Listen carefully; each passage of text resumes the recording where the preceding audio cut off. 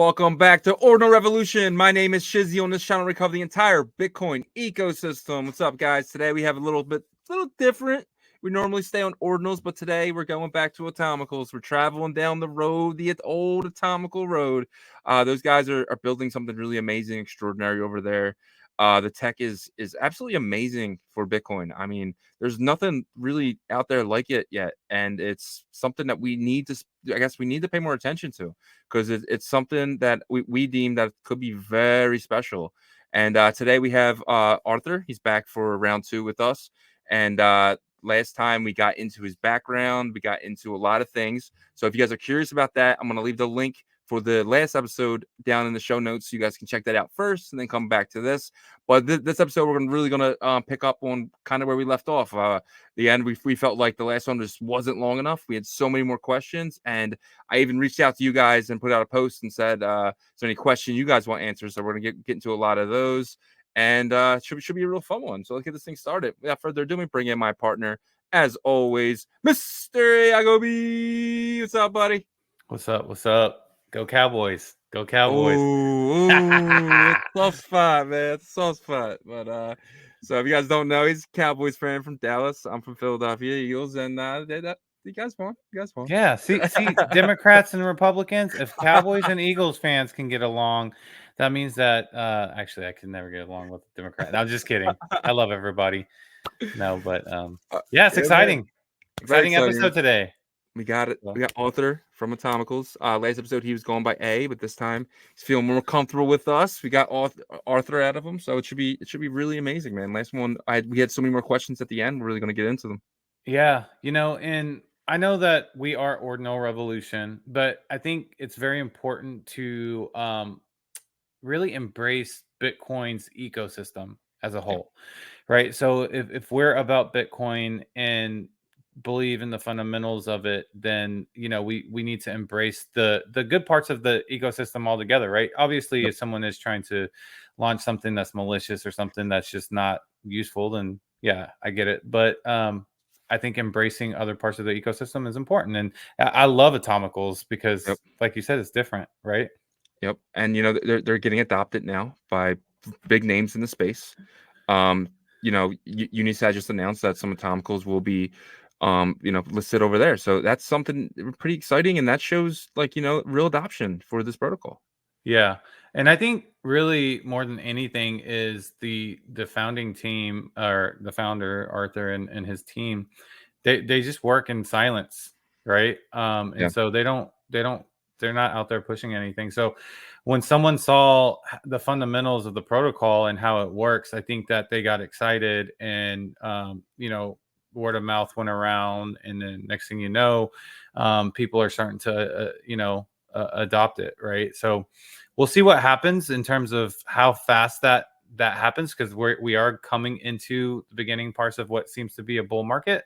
But more than anything, I think the if you're a nerdy tech person, then you're really going to appreciate Atomicals from a fundamental perspective standpoint, right? Because I mean, what other protocol can you, Meta protocol, can you actually mine tokens, right? And you have the option. You can say, okay, I want to deploy a token that people can mine using CPU power to match hash numbers, right? Or I don't want them to have to use CPU power. I just want them to be able to mint. And I think that's really cool. I 100% agree. And like this episode's for the people who are out there saying Bitcoin is too slow. Bitcoin has no innovation. Bitcoin has no this. This right here, this episode that we're going to have today is going to prove you guys all wrong, because what Realms and Atomicals is bringing to the table is a game changer. So let's get the show started. Let's do Bring them in. Well, thanks for having me, guys. I'm really excited to be on your show. I really appreciate being here and having the opportunity to speak to everyone today. It's wonderful to be here. Oh, man, it's great to have you back, man. Last time was a pleasure. This time's going to be even better. Yep. Where should we start? Well, let's kind of dig into, where we last left off, I would say, in part 1. I think, Arthur, you were really digging in and trying to do a lot of back testing, is what it seemed like. What has it been like since that moment to where, it was a reality that, okay, I'm starting Atomicals protocol. it's created, but now going through the testing to today? Like, what has that looked like for you? Well, that's a great question. It's been 3 months, like 12 weeks since the launch of the protocol to this day, and the first month, 2 months was a great experience to launch it and to get initial interest. But then anytime you launch something new, you have that trough of despair, right? Where it kind of stalls a bit. There's like the enthusiasm wanes, and then you're kind of in the trenches just fixing bugs. And for me, I was just wondering, I think this is really good. I know this is actually a really good product, but it's that grind of fixing bugs, answering support questions, and trying to orient the next steps, the next features. That was I have to say, it wasn't euphoric. It was just that grind phase of going through. And only recently, in the past month, maybe less, has some of the other services and third party projects and markets and wallets have come online, where it gives me that energy of, okay, this is a real thing that people are valuing, and the bugs are being worked out in the third party services and being adopted. So now there's that new hope where it's not just me and on my side and my team working on this, but there's actually independent people that are invested in this and fixing. They're submitting bug fixes to the repo, and it's no longer just like kind of a small show. It's now incorporated so many other people and stakeholders. So it's been actually really, really exhilarating in the last little while to finally get over that, I guess, that trough of despair, and that grind is starting to slowly pay off. Yeah, it must be very really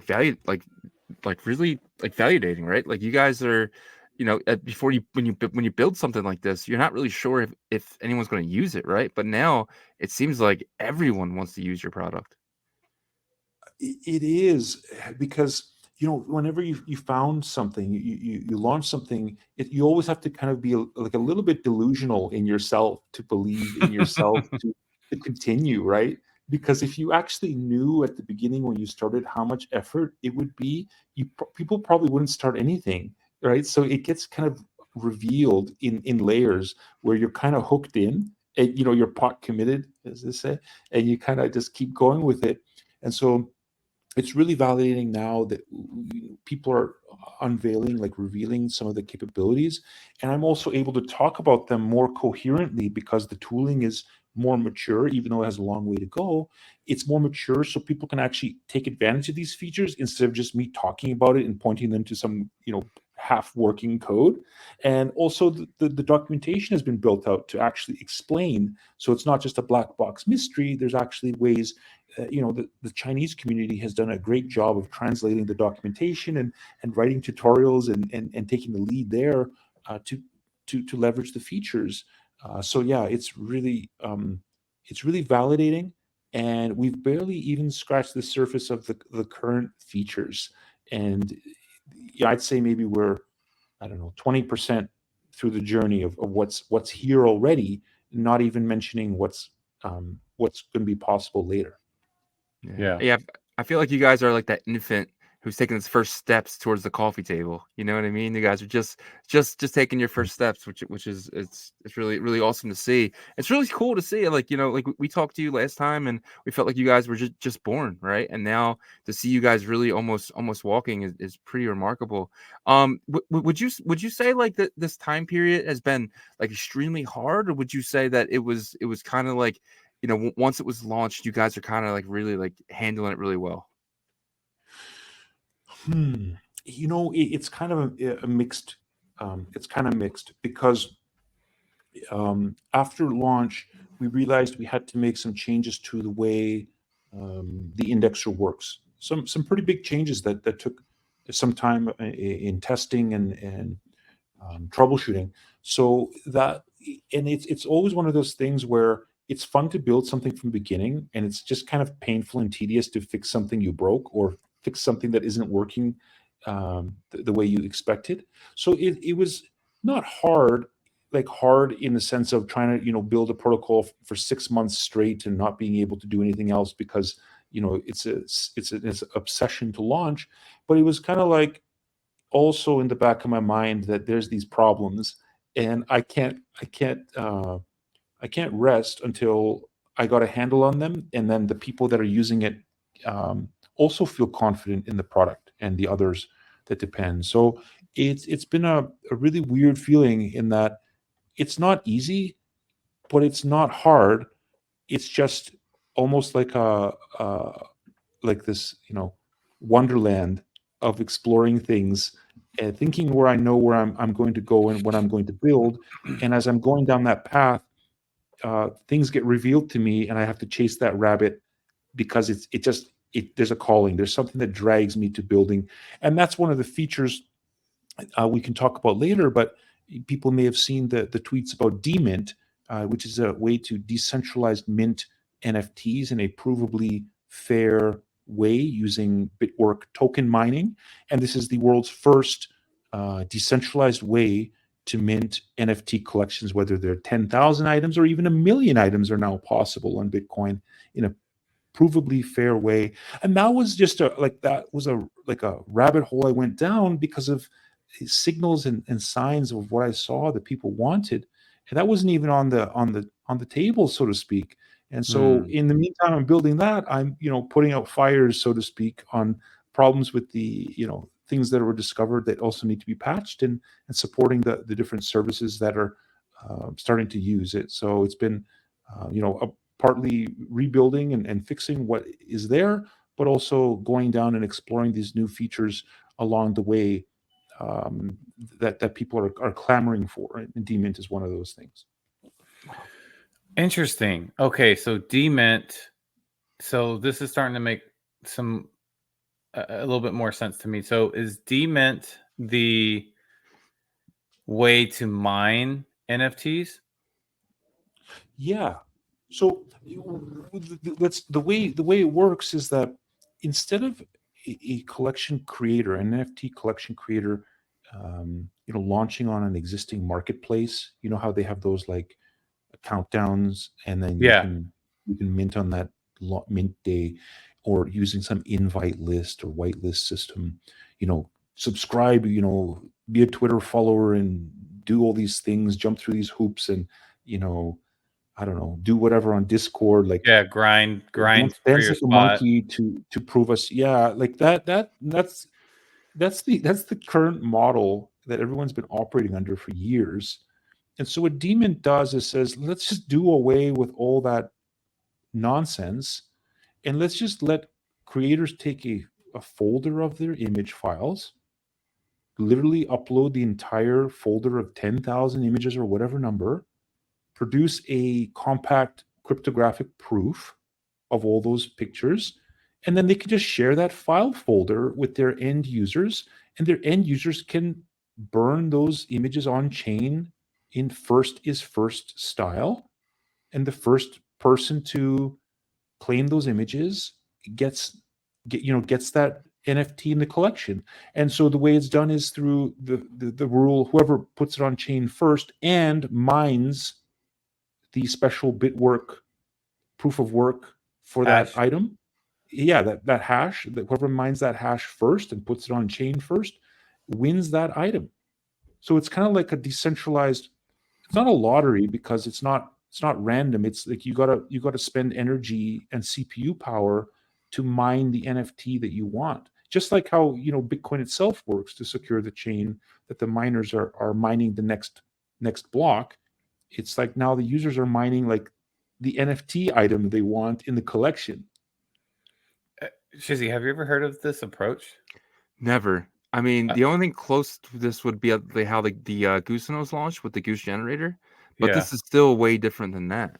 Well, I think it's because there's two things that you have to focus on, and let me know, Arthur, if I'm incorrect here. But first thing is you're gonna have to grab the file, and then you're gonna have to put it on the chain. But before you can do that, you have to match the hash using CPU power. What order does that go in, Arthur? Sure. The simplest way I could say is this: the NFT creator basically takes all those files, their artwork, and just produces a single hash, a Merkle hash, that they put on chain. Then that Merkle hash can be linked up with the proof that the images match when the user puts that image on chain.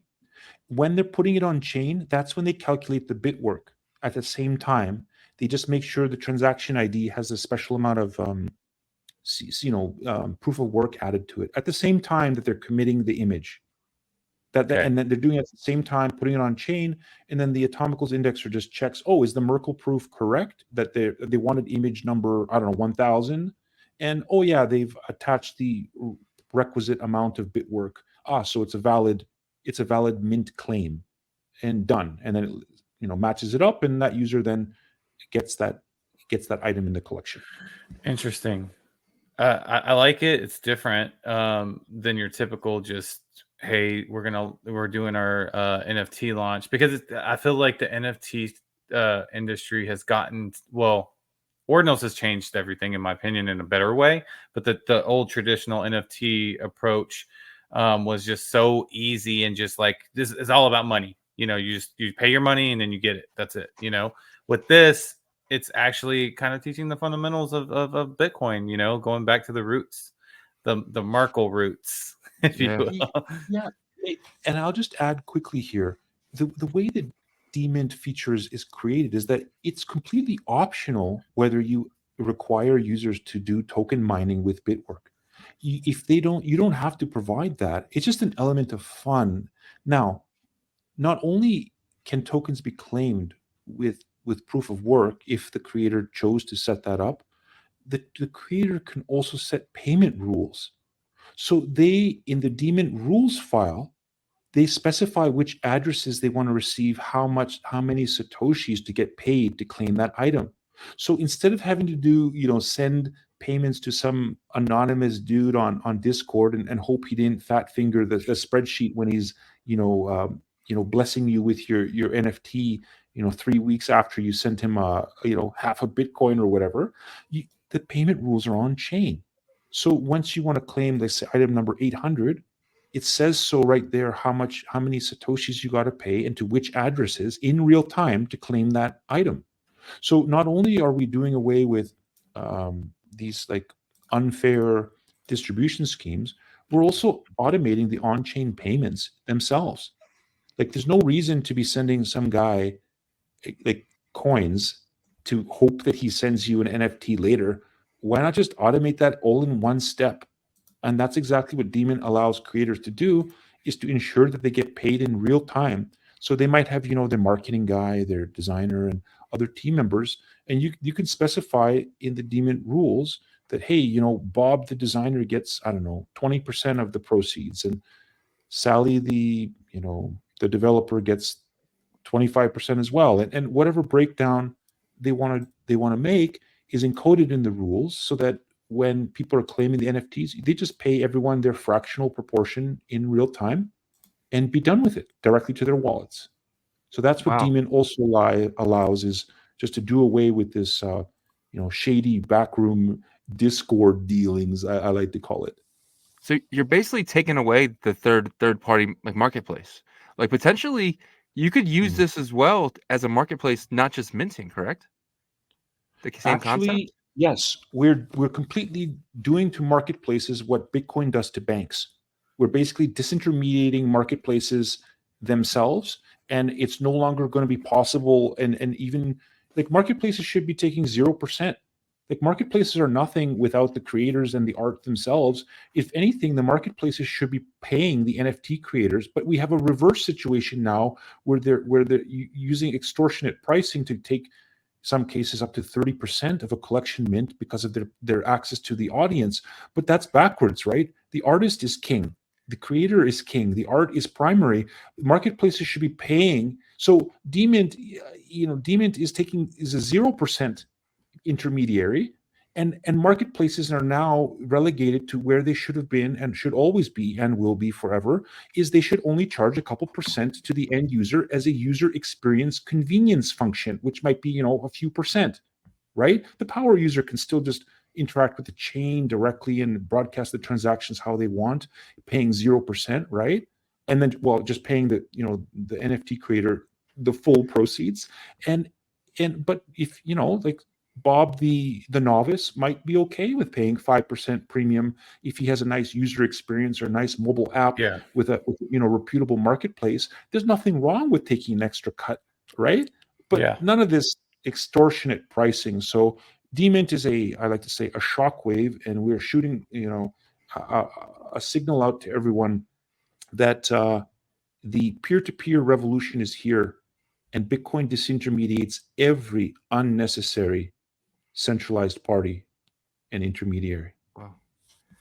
Well, first off, I love the peer-to-peer revolution. We might have to do a name change because that is awesome. But and two, so you're basically taking marketplaces, decentralizing them, and making it easy for anybody to create marketplaces. So potentially you could have hundreds and hundreds of marketplaces and all be decentralized. All off the same data set, off the reading the chain directly. That's what the indexer is all about, is that we're all working on a single source of truth. And we can even auto-generate these marketplaces if you think about it. The DeMint structure is rigid enough that you could generate the easy, a quick minter tool and a first is first claiming tool that could even be stored on Bitcoin itself in an HTML JavaScript file. And all this can be completely decentralized and automated. Now, there's still a place for marketplaces with trust ratings and community and extra value add. And it will always be focused now on value add, no longer about getting in there as muscling their way in as the middleman, squeezing out the artists and the creators. I agree. I think artists and consumers are first priority, right? And then the marketplaces, because those are the two reasons why the marketplaces even exist. So I think that from all the innovation that's happening with stuff like Atomicals and other meta protocols, and I think that a lot of these strong meta protocols will eventually work together in Bitcoin's ecosystem. I hope that's the case, because I can see, like, there can really be a strong on-chain economy, I feel like, with the right meta protocols working together. But yeah, this is awesome. I love it. And I love that you're being real about this and not saying, you know what, screw the marketplaces, because we can get rid of them with what we built. And because from a realistic perspective, that's probably not going to happen. But what you guys are bringing to the table can change the perspective of the marketplace owners and founders. Well, it adds competition, so they can't jack up the prices because they know you can go somewhere else. Exactly. Right. And we all have a role to play, and it's about rebalancing the power, the relationships between the participants. And anytime a certain player gets too powerful because they're leveraging their network effect, which is, by the way, a great thing. You want to leverage your connections and your network effect. But when it comes at the expense of, it's eating into the benefits to the creators, that's when they risk being disintermediated. And what will happen is newer marketplaces that are based on providing a superior user interface, a superior experience to the creator and the end users, they will come in and eat away at the market share of those that were just kind of like, just kind of sitting back there and leveraging their, I guess you could say, their middleman position. And this is going to throw a pretty strong mix, curveball to them, that new entrants can enter and charge less, but still be leaner, scrappier startups that basically just benefit creators and users while still earning a profit for themselves. That's just going to be more modest and in a different way. Yeah. Good. Yeah, I mean, I think that things are just. Go ahead. Yeah, I'll just jump in real quick there, and so the documents are now live to be able to explain how the rules engine works. So creators can set up rules, for example, where in their collection they can set different price points for different items in the collection, different levels of token mining required. You might say the first 1,000 items require extra CPU time. Maybe it might take an hour to mine one of those tokens, or it's a different price point. You can even specify that the GIFs in your collection cost more, or they require more bit work. So the rules engine is fairly complex, and you can configure almost any possibility for payouts, to buy that artwork, any amount of token mining that's required. And an interesting thing is you can also use the ARC20 tokens themselves as a form of payment. So not only can a creator decide they want payments in regular Satoshis, someone might have their favorite ARC20 token that they want to earn instead. So that's what the payments rules also allows, is that the NFT creator can choose the type of token they also want to get paid in with this rules engine that we developed, which is actually the same rules engine that we built for realms and sub-realms, the digital identity system. You can also buy realms like mint and claim sub-realms using the same rules engine that is also in there for the decentralized minting function. It's actually how we built it, is we use the sub-realm logic for issuing names, and we applied it to NFT collections. Just a little technical background there. This really opens up for builders too, because if I'm a builder and I want my own decentralized marketplace, I mean, I can use my own ARC20, I can use my own decentralized marketplace, I can use my own website, and have everything connected to where you made it so easy for builders now. Well, I hope so, and there's a lot to do with the tooling, and I hope others will take over improving the tooling. But the groundwork is there. Yes, the groundwork is there for others to come in and build on top. You mentioned realms. I want to get into that for a second. So, can you break it down at a very high level for the audience? Because we've talked about this in the previous episode, but I'm starting to see more energy on X about like sub-realm groups and gangs, if you will, like trying to form their identity. Can you break down to the audience what a realm and a sub-realm is at a very high level? Sure. A realm is a digital name. It's your digital identity, kind of like your username on a social network, or like the website address. So we're familiar with DNS, which is the internet name system that we all use, like www.youtube.com is an example of the domain name YouTube. And so a realm, another dimension, that instead of being like name.com or name.org, a realm starts with the plus sign, and there is no .com at the end because it's decentralized. There's no like central organization that hands out these names. It's just first is first come, first serve. Whoever registers the plus realm name on Bitcoin gets that name. So you might have like plus Bob is what we call a realm. It basically is called also a top level realm, and that's your username. And that username can be used to store your social profile or host a website like plus Bob /website, plus Bob / wallets. If you want to send, you could just send it directly to plus Bob. Would be you could send them Bitcoin there for some because you're going to buy him a coffee. So that's what realms are. It's just an practical alternative to the domain name system. That's the centralized system that it runs on the internet, but running a name system that's Bitcoin native, where every name is an NFT token. It's yours forever, permanently, unless you choose to give it or sell it, trade it to someone else. And you can host websites and your social media there with sovereign digital identities.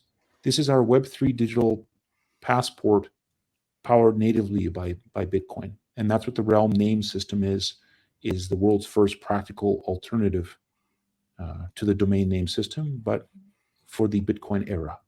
Gotcha. Okay, so I understand Realm, and I feel like you did a good job, great job explaining realms to the audience. Now, can you explain how a subrealm comes into the picture? Sure. So a subrealm is just like the realm name. We continue with the name like plus Bob. Bob might have, maybe he'll have different products or different websites, and he wants to create a hierarchy of his identity. You could have, so plus Bob dot website, plus Bob dot store. Maybe he's selling, hats, right? Plus Bob dot collections could be where he showcases an NFT collection. So a subrealm is just a name with like the name that comes after the realm at the top with the dot, and it reads from left to right. So that's the main difference between realms and domains, is that domains are always like some name, then there's .com, and then the subdomain goes at the front, right? It's like www.youtube.com. And every time there's a subdomain, it goes to the front. And the reason for that with DNS is because we are all hierarchies of the Internet Registrar ICANN, ICANN. And ICANN owns the .com, the .orgs, the .nets. They own, control the top level namespace. So we're all kind of like citizens in their own domain, in their own kingdom, right? We're all subservient to that system, and that's why it goes from left to right. There's a lot of technical reasons why it goes left to right.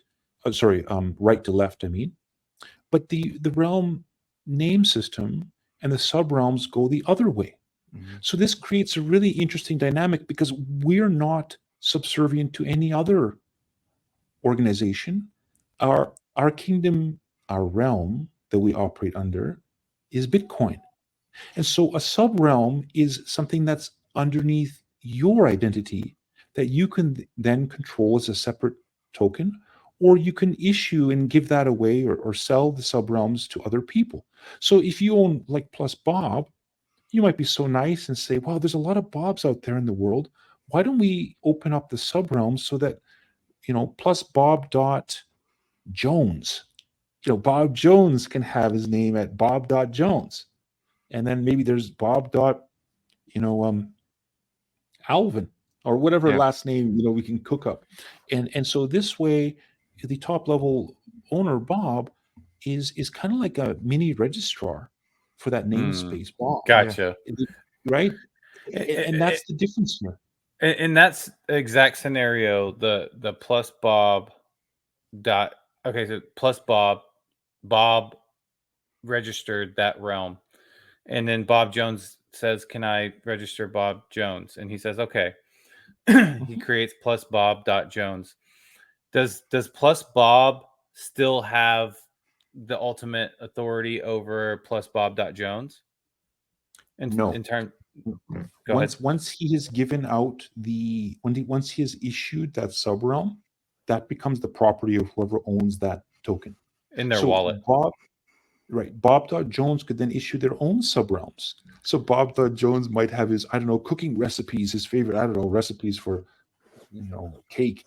And he could go Bob.Jones.recipes. You see, there's an infinite hierarchy. Now, this is a very toy kind of silly, it's not a silly example. It's very plausible. But now imagine instead of names, we use maybe titles. So you could have plus CEO. And so that namespace could be pretty valuable because, maybe people want the CEO prefix or they want the plus president. These are just fun examples, but you can imagine titles and names that other people want to organize under because it just sounds cool. Yeah. It's kind of like, I'm sorry. Go ahead. I was going to say, when you start that initial top level realm, you are the distributor of the subrealms underneath that, though, right? So yes, they still have to come through you. I actually really love this. That's awesome. Even though it seems like, okay, but you were first, so you own that. But once you give it away, you give it away. The subrealm. It's kind of like how like Def Jam, for instance, right? It would be plus Def Jam, and then Def Jam has Rockefeller Records underneath it, and it has like Dude, good music and something underneath that. So they're record labels, but they all point back to Def Jam, and then those record labels can have record labels under them, which potentially could be 100%. more realms. It's the clearest way that I've seen so far in a decentralized way to prove provenance, in my opinion, because it's right there in your face. Yep. Literally letters right there. I mean, and then once you give provenance away, you can't take that back, but you're an adult and you make that decision. Yep. Right. You can buy it back though. Absolutely. And this is a great way to create hierarchies like you used of record labels and brands, that you'd have a top level brand. You can imagine like a car company. I won't say any car company, to promote any car companies, but you can imagine like plus car company name, and they can have like dot and then each model, right? And then under each model, then they can have like the instruction manual and the mechanical specs of the car. You can create beautiful hierarchies of realms and sub-realms, and that also works really well for clubs and membership and organizations. You could create a I don't know, let's just say the ICP, if people are old enough for that reference to understand that ICP club. You can have members under ICP, and you can say that only the first 1,000 people with the following list of names are able to register, and it's like an organization where there's only ever going to be 1,000 members under ICP, and you could be one of the first 1,000, and after that, that's all there'll ever be, and that sub realm represents your membership in that club or that group or that organization. You can even do locations. Absolutely. ICP. Are we talking about Insane Clown Posse? Yeah. That's funny. That is funny. That's what I thought at first, and I was like, "Wait, he's too smart for that. Maybe it's something else." No. It's not Insane Clown Posse, of course. Man, this is so. I feel like I have a very good grasp over realms now. How about you, Shizzy? Yeah. So I guess my next question would be: is anyone using realms right now? Is anyone coming to you saying, "Hey, I have a realm and this is my team behind it"? And so I guess the question would be: is anyone building realms and that you're aware of? Well, right. So what we saw in the first couple months is that tens of thousands of short realm names were registered. Yeah. From random, almost like random characters. Someone's been going around and trying to catch all of them. And so that initial frenzy was that kind of speculative squatting, we could call it. I don't think there's anything wrong with it, but that's what we saw, which is great because that drives block space and usage of the protocol. Yeah. What I'm seeing now is more users are demanding, how do we create subrealms? And because I've been asked so many times, I finally got around to writing documentation, improving some of the tooling that you may have seen in the past few days of how to set up the subrealm minting rules for people. And some users have gone ahead and enabled the subrealm mintings for like their emojis. That's another thing. Realms don't just have to be text. They could be Unicode. They could be like Chinese characters, or any emoji itself is also a valid name. And so we're seeing now people enable subrealm minting for their names and their emojis, and that's really cool. So the documentation's paying off, and I suspect that people now they're aware of this and know how to do it. They're going to build more tools, and also people are just going to start realizing that they don't just have to speculate on these names. These names have real utility, right? You can host websites, you can host your social profiles on them, and you can also create organizational hierarchies with subrealms, and whether you sell them or you give them away with Bitwork. And so one of the things that I'm seeing, and I see some developers mentioning, is they're ready to do a social profile, basically a DID, a decentralized ID platform on realms. So there's a couple I'm aware of that are going to allow users to hook up their realms and attach an avatar, their name, their bio, and links, and auto-generate like a website or a social profile on chain that is now their like online digital identity that's powered by Realms. So I see that's coming along. Um, and yeah, I'm just hearing just more and more developers ask questions about how it works. So I think this time in a few weeks time or a couple months, we're going to see a lot more services that are taking advantage of this protocol capability. That's what I'm most excited about, is this online on-chain profile, so that you really own your digital identity. You have portability. You're not just locked into some username on some social network. You will have your profile that exists on Bitcoin as your realm and sub-realm names. Wow.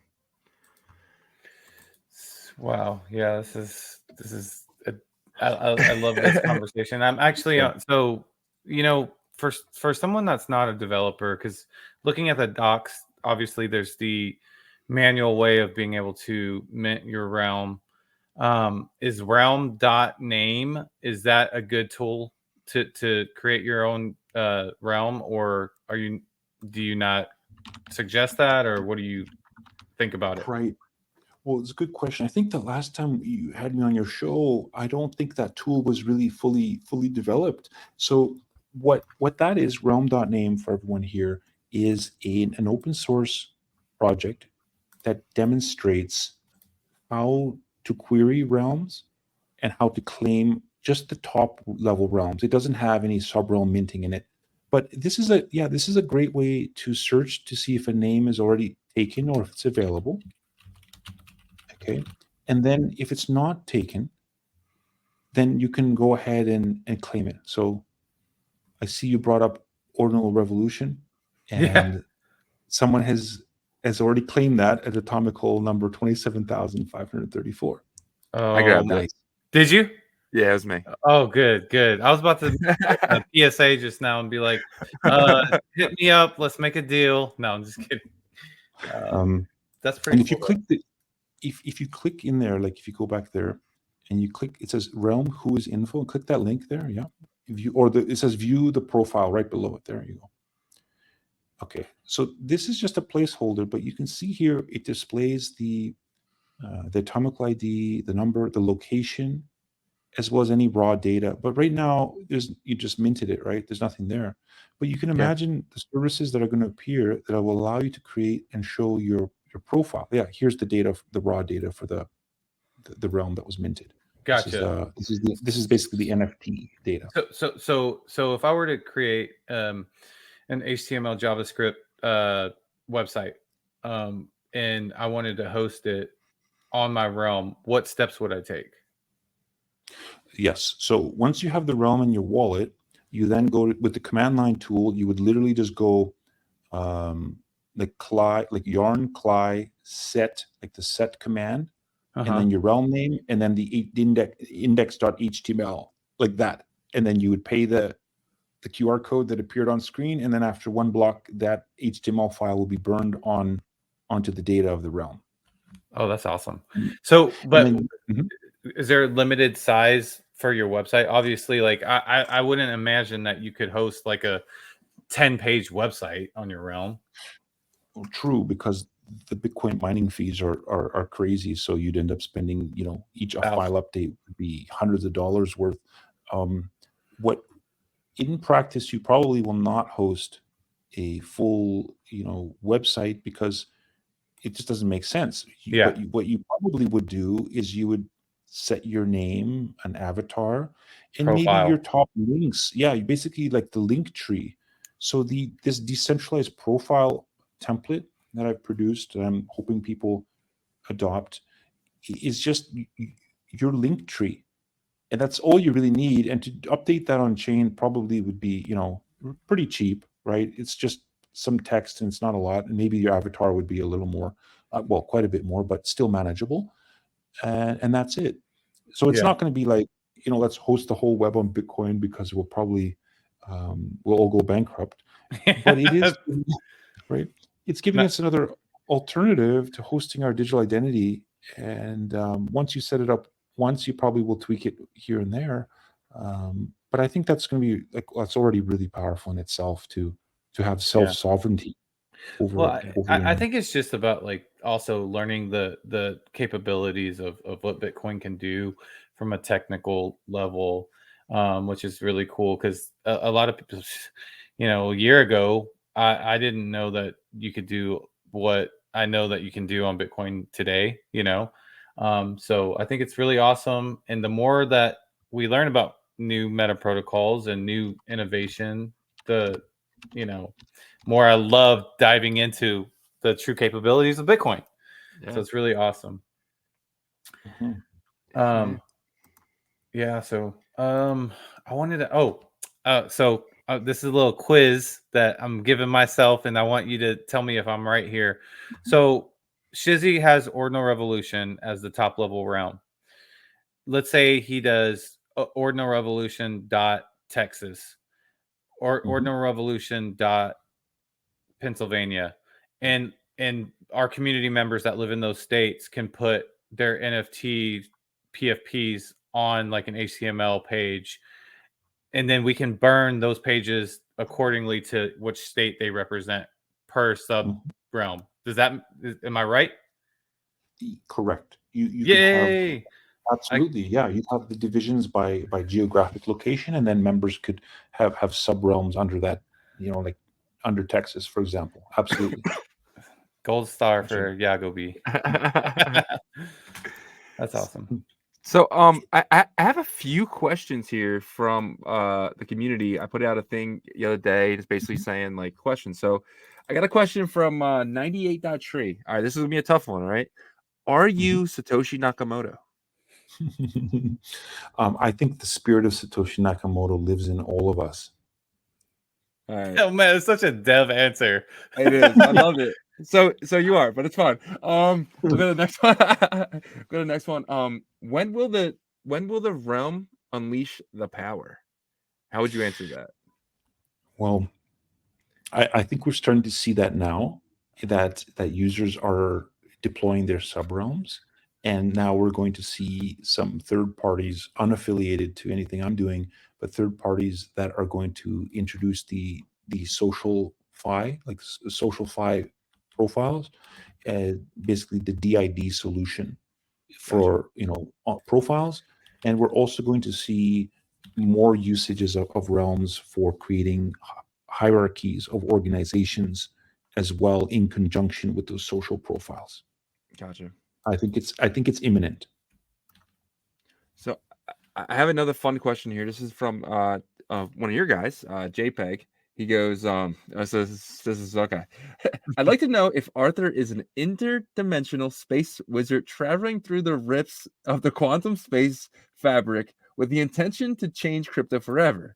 Anyone that comes up with this protocol like this is most likely some reptilian. I can just say that I've seen the future, and I'm working with all of us to take us to that reality, because time is running out, and in order to escape our fate of going into the wrong black hole event horizon, we need to make some serious change and serious efforts together. So let's all jump on board and make this interdimensional spaceship rock. And see what happens. I asked the community for some questions, and this is the stuff that we get. That's great. Well, great answers, by the way. Amazing answers. Love it. So, what is there anything that you would like to discuss that we haven't got into? I do. Yeah, I something that seems pretty topical these days is the word meta protocols. I think you even mentioned that.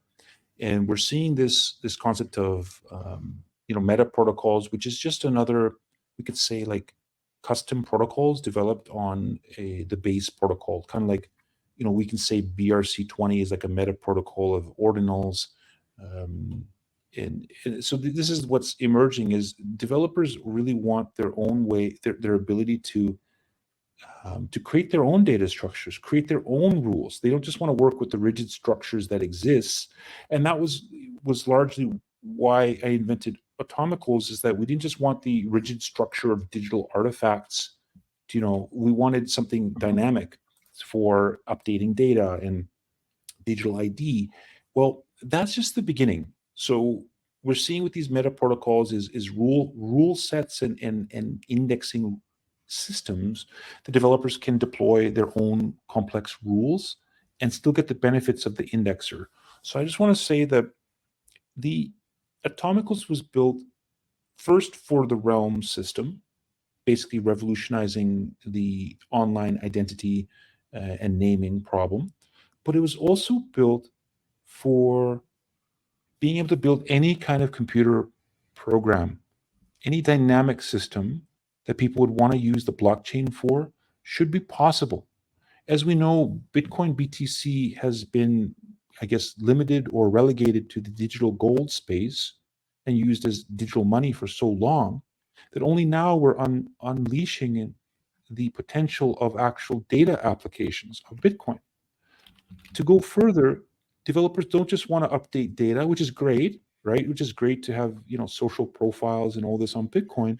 But what you really want is really we really want games on the blockchain. We want custom rules. We want new interactions and new experiences that are more than just trading, art, which is fantastic. The art is number one, but we want that programmatic experience for developers to create completely new experiences that none of us in the base protocol have thought about.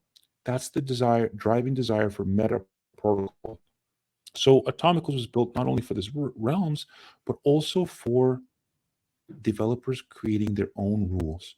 So what I'm most excited about, and this is the foundation for Atomicals, is now laying the foundation for a dynamic programmer environment so that other developers can leverage the indexer and create completely new structures and be able to leverage a runtime.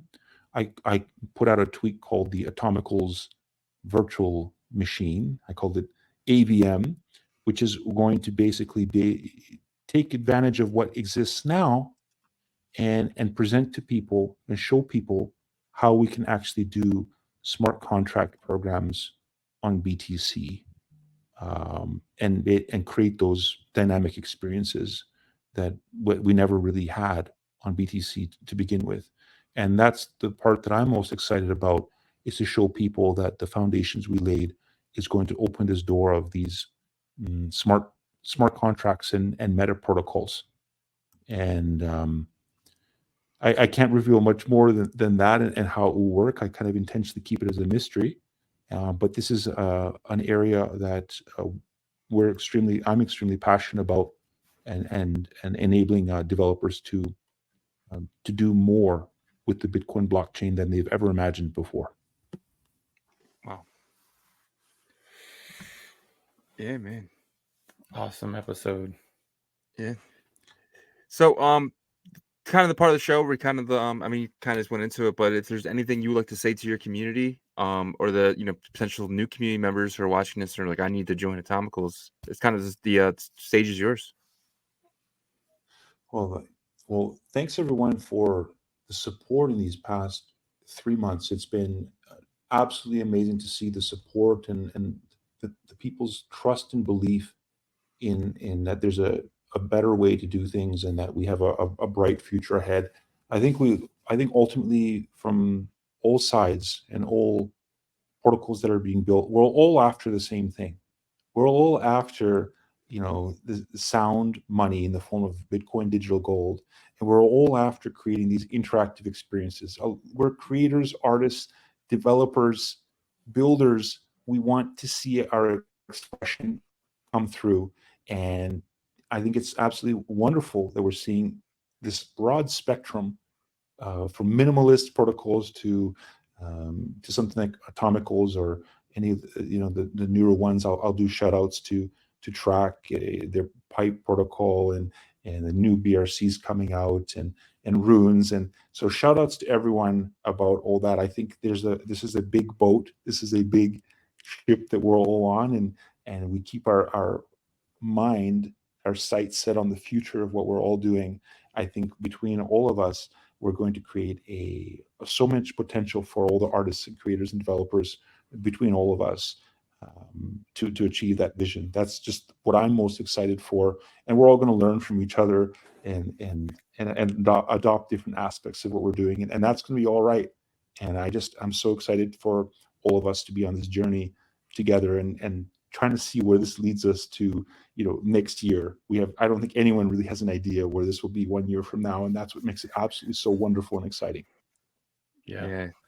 Man, that was like perfectly said, because I really truly hope that everybody has that mindset in terms of like the creators of these meta protocols, all essentially, like you said, have the same goal in the end. So yeah, I mean, we're to your point, we're all on the same team here. We're all on Team Bitcoin, right? We're all here to change how everything used to work. We're here to not only change, the financial system, but we're here to change the rails. And I feel like that's what you guys are building. You're building the rails of change, and that's absolutely amazing. 100%. It's wonderful. Yeah, thank you. Yep. Awesome. Well, go ahead. All right, Arthur, it's been amazing. I was about to repeat exactly what you're about to say, but thank you so much for joining us. Thank you so much for having me, guys. It was my pleasure. Yep. We look forward to another one in the future, and we'll talk to you soon. Thank you. All right. Absolutely amazing. Again, Atomicals, man, is really, I really meant that. I mean, they're not only, changing everything else, but they're creating the rails of change, Yeah. Wow. And I was going to kind of piggyback on that and say, it's really leveraging Bitcoin, to the fullest ability, right? Yeah. And I think if you don't do that, you're doing a disservice to what Satoshi created, right? Yep. So that's awesome. That was an awesome episode. I love it. I love geeking out. And obviously, Arthur is on another level in terms of like the technical perspectives, but I feel like we definitely learned. And here's another thing, guys. I got my hands dirty last night, and I bought some stuff on secondary in terms of ARC20s, and I got a couple toothy NFTs. And the tooling is it's much better than it was a couple months ago. I'll just say that. The process is seamless. For me, at least it was yesterday. Yeah. I mean, just what realm.names. I mean, last time he was on, we didn't have this tool. And I remember afterwards he was showing us how to do it, the tech way. And we were both just completely lost. So this time around, it was just everything's just really coming along, and I can't imagine, like he said, this time next year. I mean, wow, man, I'm so excited. I'm so excited for Ordinals. I'm so excited for Atomicals. I'm so excited for the entire Bitcoin ecosystem. Like we are really here, and like what a time to be alive right now. I know, right? I know, man. Like I was thinking about that. I was like, we're so lucky to be like in this innovation period with Bitcoin, because like it's gonna be historic down the road, and you'd be like, oh my god, I was a part of that. I was a part, like I met Arthur like on our show. We had him on. We had Benny on. We had such and such on. And so I just felt really blessed to be in this position. And kind of like what Arthur said, like even with us with Ordinal Revolution, we grew along with these meta protocols that grew, and we were kind of putting our head down and grinding every day. It wasn't easy, during the bear market. Like we had to find something exciting to talk about, and we did it. And exactly. And so we're here today, and so are they. I mean, to your point, could you imagine us interviewing Satoshi? You know what I mean? Back in like 2010. That's what this feels like to me. Yeah. Interviewing guys like Arthur and stuff like that. So it's really cool. And guys, you guys are in the room where it happens. Like this is the room where it's all being built, and we get front row seats. Ordinal Revolution is lucky enough to have these people on the show, and we just really appreciate their time, and especially like today with the Atomicals and everything. And guys, we appreciate you guys watching too. So if you guys could smash that like for us, we really appreciate that. And if you cannot watch, you can definitely listen. We're on Apple, we're on Spotify, we're on all streaming platforms. So take a look at that. And we're keep bringing you this amazing content. Yep. And make sure you subscribe. Tell your grandma to subscribe. Tell your brother to subscribe. Now, we love all the support, and we will check y'all next time. See you guys. Peace.